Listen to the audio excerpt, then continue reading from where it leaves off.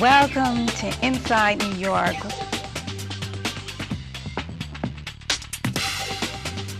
That's a great question. Thank you.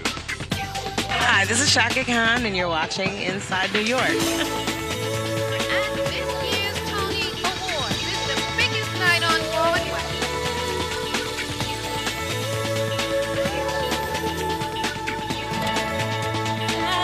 And I'm on Inside New York. Welcome to Inside New York and part 3 of our special series on Cinque Gallery artists. We are so delighted and honored to have on today's program a expressionist, figurative painter, printmaker, and such an acclaimed artist. She is in the collection of the Harvard University, of the Studio Museum, of many corporations, of the Hewitt Collection, and even Oprah Winfrey's private collection. We welcome today on Inside New York, Anne Tanksley. Thank you for having me. It's my pleasure. Oh, I'm so glad to finally have you on the show. And I feel doubly fortunate to have caught you right before you left the opening of the Cinque Gallery Artists exhibit called Creating Community at the Art Students League. It was exciting and heartwarming to be greeted by you. I am curious about the collage work that I haven't seen represented yet. So this sounds like it's really a new area that you're working in. Well, it's not a new area. It's something that I've been doing for years. And I did a whole series called the Kimono series, really based on the jazz musician Thelonious Monk, who went to Japan and came back with kimonos. And, I don't know how I picked that up, but that was part of it. Recently, I did a whole series based on Queen Sugar. That was this here, which I just loved. And all of the characters, I thought it was well executed, well written. The actors were fantastic. And well, I had on my list to mention about Oprah that the work is in her, it's my understanding, her private collection. So was this before Queen Sugar? I met Oprah years ago at a benefit at the Art Club in Manhattan. Is that the National Arts Club? The National Art Club. And in Chelsea. It was sponsored by Maya Angelou and Oprah and many other celebrities. And Oprah was there and she purchased my work and she was very gracious and just, it was wonderful. Also, a very renowned Black photographer. It was quite a do. And they invited me to, after the opening, to come to their hotel and they were having a party there. And I said, oh no, I have to get home. My husband's waiting for me. Oh my! I didn't really spend any time. Collection. And the Hyatt collection, well, I've known Vivian and John for years. She also is from Pittsburgh and has received many honors there. And but recently she had, well, not recently, maybe a year or so ago, she had a major exhibit at the August Wilson Center for the Arts. And I was a part of that, and I went back to that. And then her collection was purchased by Bank of America, which now, is this a private collector? When you said the Hyatt, it's not the Hyatt like the Hyatt hotels. And how did I mention? I thought you said the Hyatt collection. Hewitt, I'm sorry, my mistake. The Hewitt collection, not the Hyatt collection. Yeah, I thought maybe it was the Hewitt collection. And Okay. it has traveled all over the country, and I've been able to go to various openings. But I especially wanted to go to the one in Pittsburgh because that's my hometown. Yes. And, jazz, and that's part of my DNA. And, all of August Wilson's plays, my family, it's very dear to me. I have pictures of where he lived, and Ah, he went to the library every day after he stopped going to school because he was accused of plagiarizing, if you can believe that.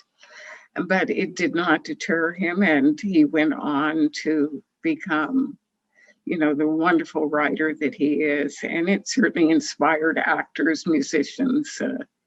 And it was from that Pittsburgh backdrop that he worked. did his artistic development and success inspire you in any way?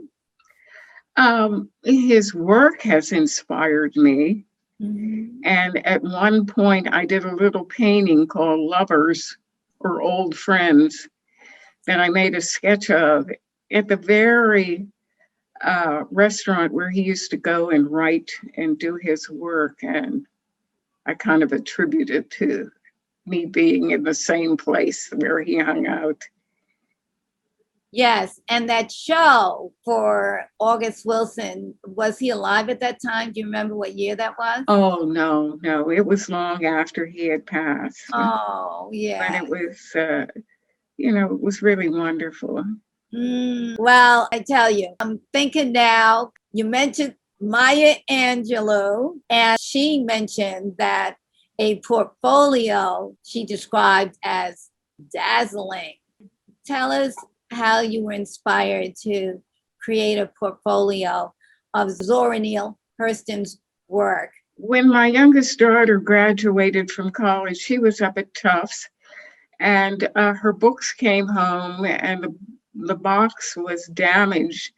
And I checked it out to see if there was anything, radically missing. And on the top was a book, Their Eyes Were Watching God by Zora Neale Hurston. And I picked it up and started reading it, and I just became enthralled. Several months later, a very dear friend of ours, Dr. and Mrs. Hugh Butts, came by. He was a psychiatrist and a psychoanalyst.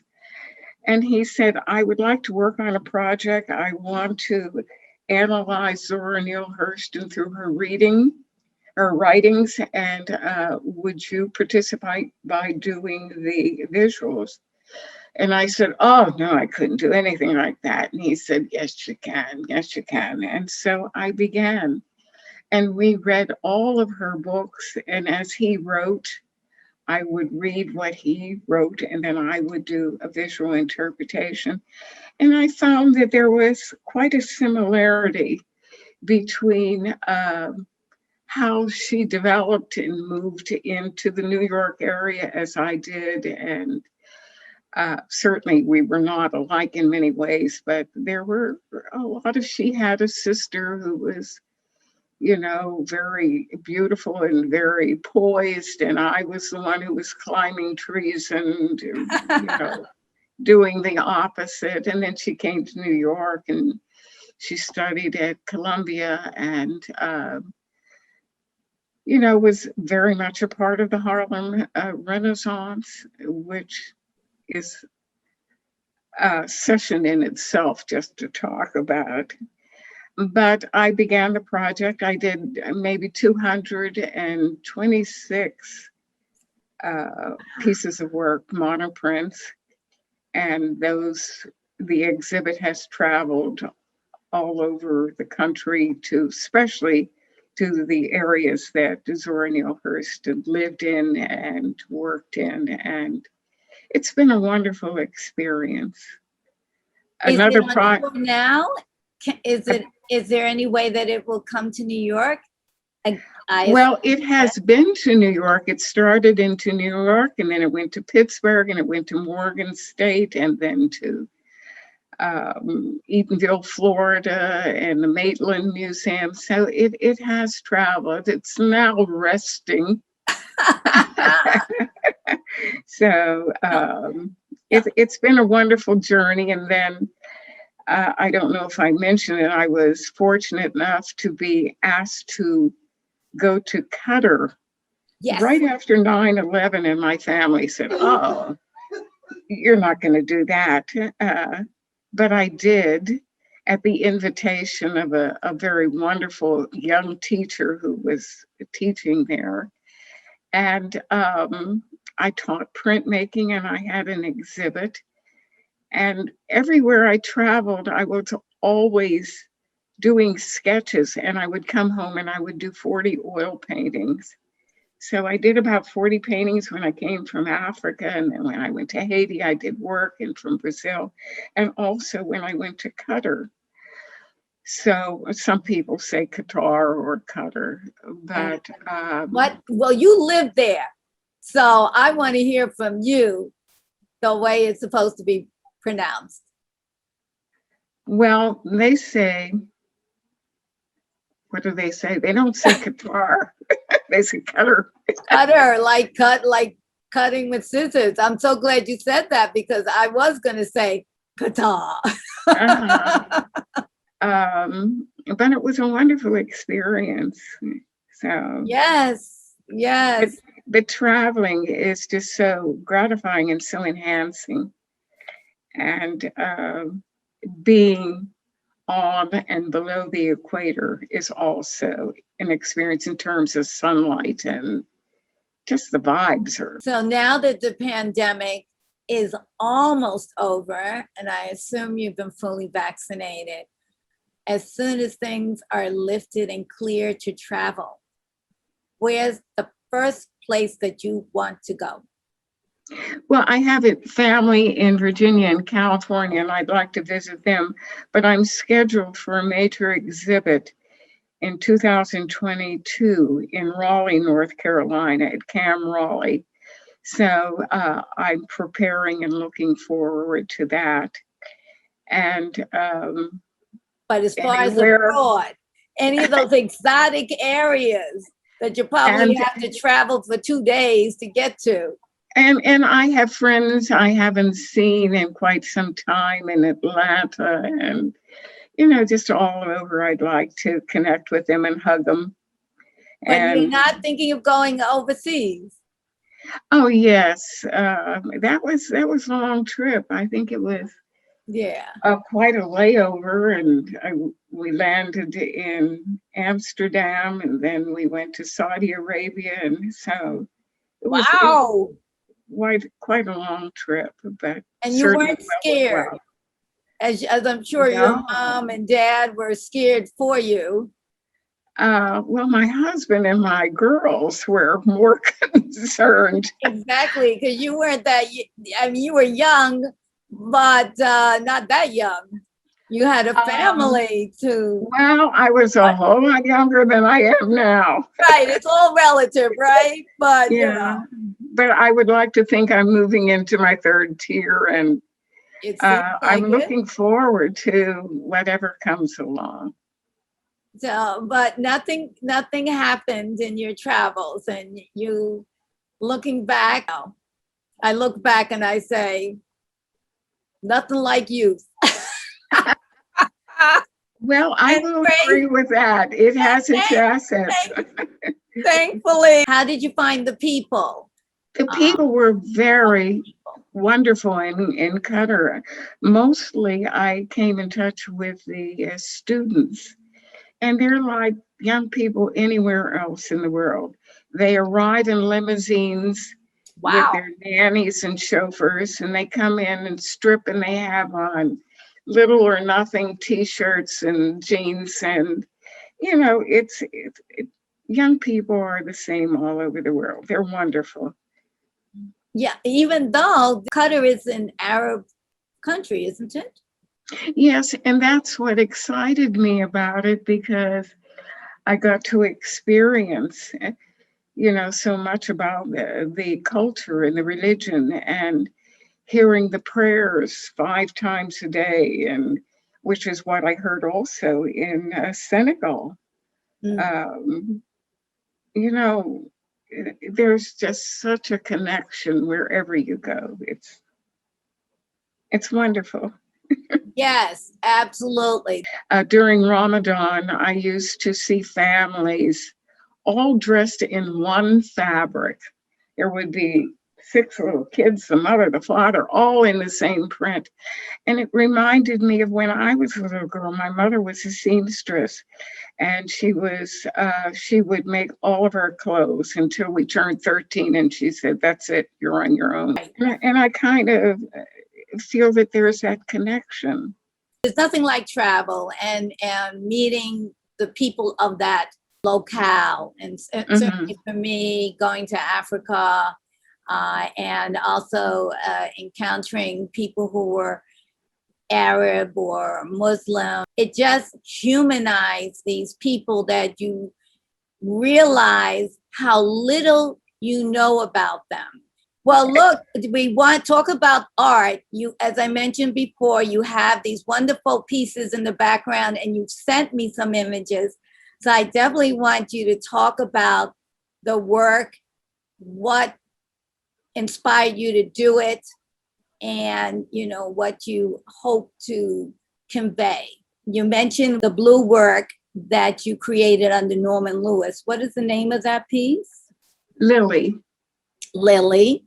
Okay, and so that's a acrylic painting. That's an acrylic, and that's something that I don't use, but in traveling back and forth, it was easy for me to carry and work with.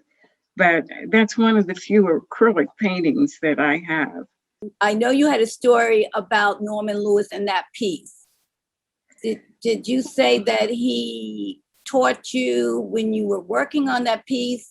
I enrolled in his class, and he was very encouraging, very supportive. And he said, "I watch you paint and you look like you're going to just crawl right into it." And I said, "Well, that's what happens. You become so absorbed with what you're doing, and you do kind of disappear into the work, and it becomes a part of you. It's a total creation." Okay, and this was, I have to get back to the fact that you were saying that you met him in the 60s, right around the time that and I'm talking about Norman Lewis, Ernest Critchlow, and Romeo Bearden started the Cinque Gallery.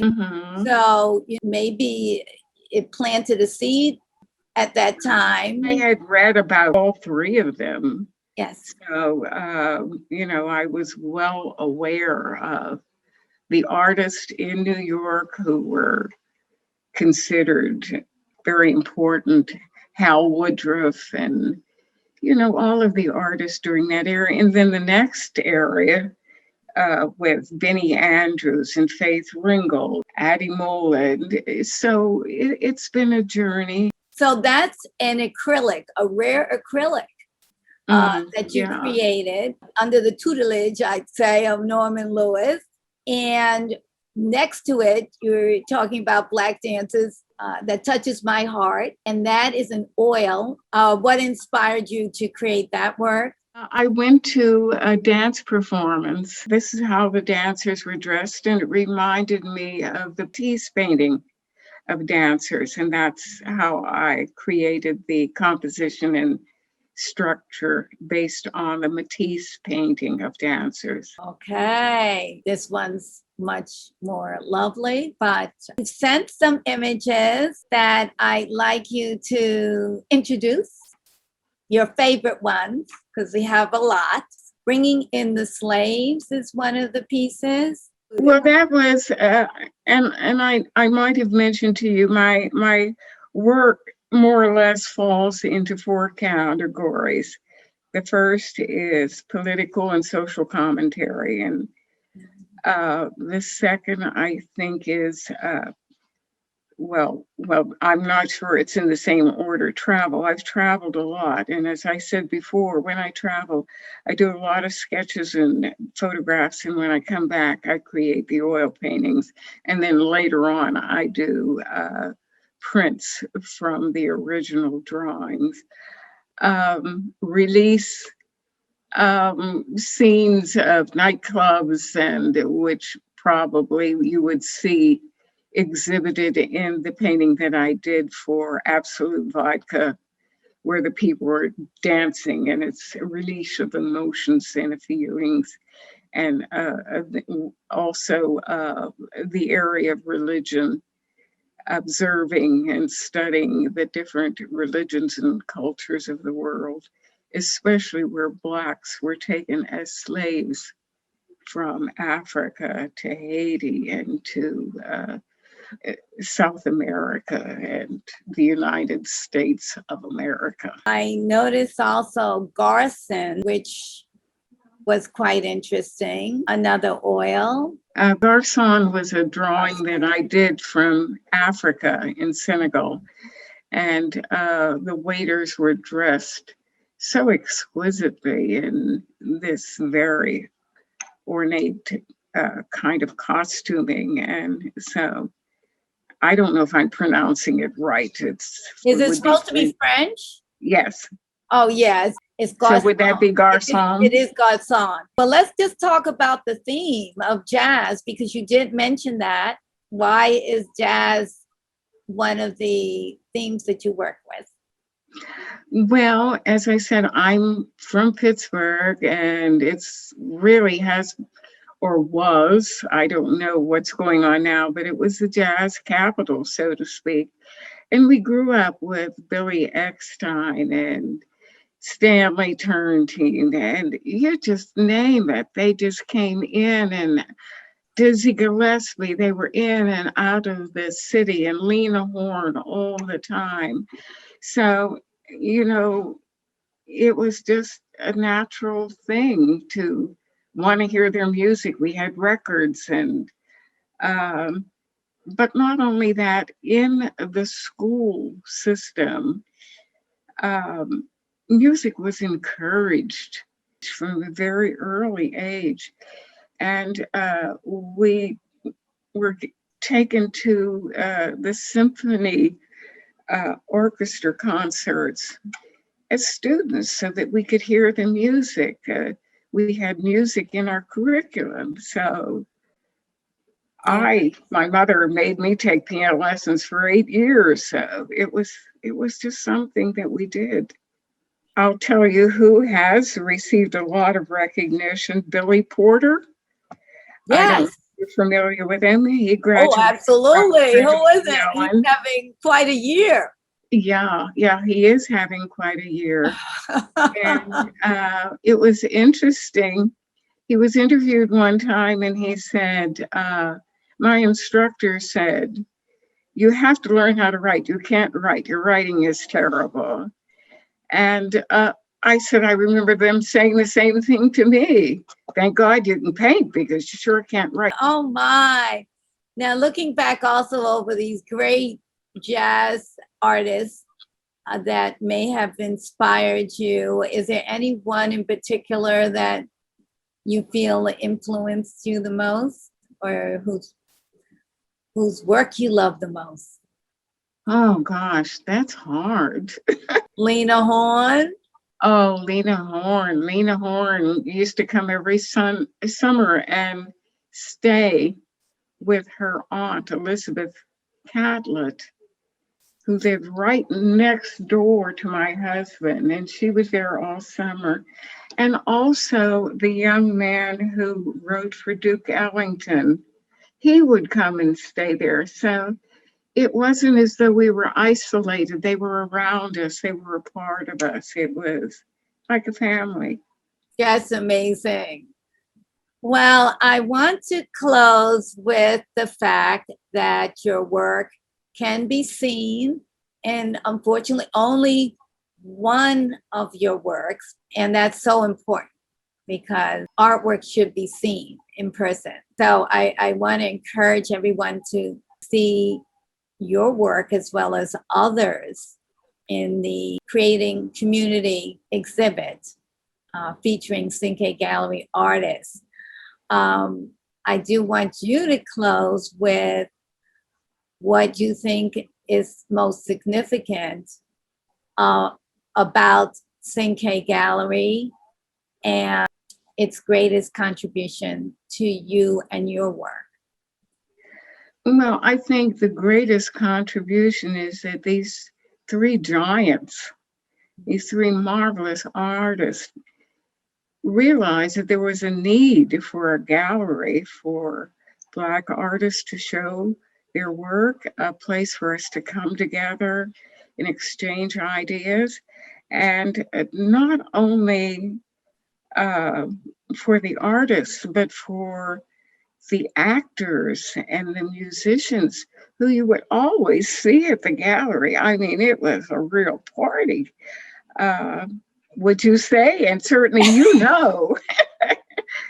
Am I not right? I guess that's where I got my initial party fever, or I don't know if it happened to coincide with the fact that that was definitely the 70s, the late 70s, you know, a big party time for many of us. And you could walk in that gallery and just see anyone. I mean, it was just. Yeah. It was. As I loved about certainly the gallery. And I would talk about the fact that every time the exhibit would come down, I'd feel like I lost my children because you don't even realize how much you get from it. I consider them my children too. Thank you for joining us for this week's program of Inside New York.